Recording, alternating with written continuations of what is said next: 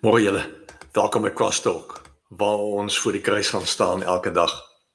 Maandagoggende ground ek jou, vat ek jou terug na die woord toe.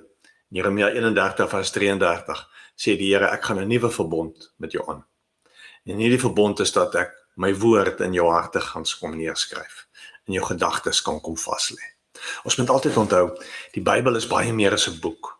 Dis God se woord wat hy in ons harte kom neerskryf.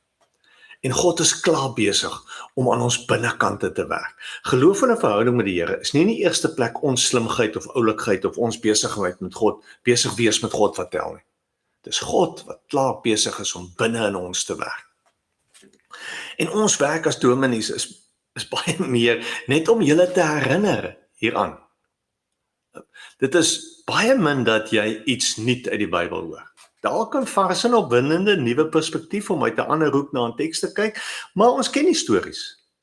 Ons probleem is, ons vergeet en ons raak besig en ons werklikheid maak dat ons die woord net so effens terugskuif en dat ons vergeet en besig word en minder daaraan dink en dan raak die woord verstrengel tussen alles wat vandag moet gebeur. So net om herinner te word, hier is die woord. Luister na die woord.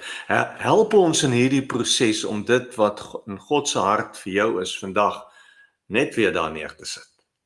Voor in ons harte, voor in ons gedagtes, voor hierdie dag weghardloop. So stop, lees, luister, dink. Want as jy die woord so toelaat binne jou, dan is dit soms soos 'n goeie vriend wat jy weer raakloop en julle gesprekke draai oor die goeie herinneringe en gedeelde ervarings daardie onthou jy. En soms is dit soos die dot-to-dot prentjies wat jy die lyne moet trek tussen die regte nommers of kolletjies om die prentjie te sien. Dit is die wonder van hierdie boek. Want die prentjie is altyd groter meer as daardie een kolletjie waarmee jy nou besig is. Die groter prentjie verras jou, maar dit is ook bekend, want die groter prentjie agter die woord en in die woord is van 'n groot en goeie God wat vir jou lief is. So die Bybel vat ons altyd terug na hierdie ou bekende prentjie. En dan net partykeer verras die woord jou. Praat die woord met jou nuut, ruk dit jou tot stilstand, sien jy iets vars raak, amper vir die eerste keer.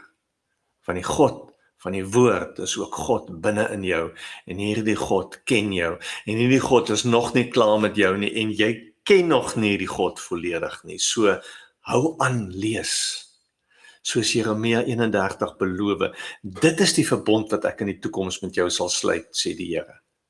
Ek sal my woord in jou hart skryf en in jou gedagtes vas lê. Ground jou lewe daarop. Mooi loop.